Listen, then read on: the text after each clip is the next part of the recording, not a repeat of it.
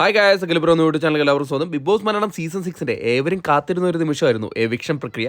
എന്തായാലും എവിക്ഷൻ പ്രക്രിയ നടന്നു കഴിഞ്ഞു ലൈവിൽ. അപ്പം നമ്മൾ വിചാരിച്ചതുപോലെ ശരണ്യയാണ് പുറത്തു പോയത്. നമ്മൾ ഓൾറെഡി പറഞ്ഞു കഴിഞ്ഞു ശരണ്യ പുറത്തു പോകുന്നത്. പക്ഷേ വോട്ടിങ്ങിൽ ഏറ്റവും വോട്ട് കുറവുണ്ടായിരുന്നത് ശ്രീരേഖയ്ക്കായിരുന്നു. അതിൻ്റെ തൊട്ട് ബാക്കിലാണ് ശരണ്യ ഉണ്ടായിരുന്നത്. ഏകദേശം ചെറിയൊരു വോട്ടിൻ്റെ വ്യത്യാസം മാത്രമേ ഉണ്ടായിരുന്നുള്ളൂ. എന്തായാലും ശരണ്യ എന്ന് പോയിട്ടുണ്ട്.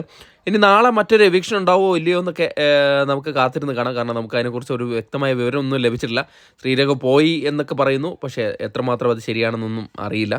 എന്തായാലും ഇന്ന് ഇപ്പം ശരണ്യ ബിഗ് ബോസ് വീട്ടിലെ കുടുംബാംഗങ്ങളോട് യാത്ര പറഞ്ഞ് പുറത്തേക്ക് പോയിരിക്കുകയാണ്. അപ്പം നമ്മൾ നേരത്തെ പറഞ്ഞ പോലെ തന്നെ ശരണ്യ പോയ കാര്യം ശരിയായിട്ട് നടന്നിരിക്കുകയാണ്.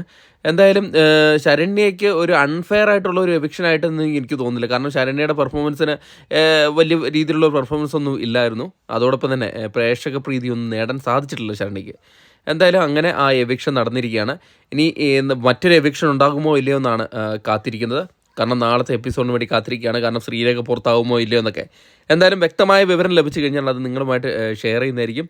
അതിനായിട്ട് കാത്തിരിക്കാം. അപ്പം ഇപ്പോഴത്തെ ലൈവ് അപ്ഡേറ്റുമായിട്ട് എത്തിയെന്നേ ഉള്ളൂ. അടുത്തൊരു വീഡിയോ ആയിട്ട് കാണുന്നവരെ ടാറ്റ ബൈ.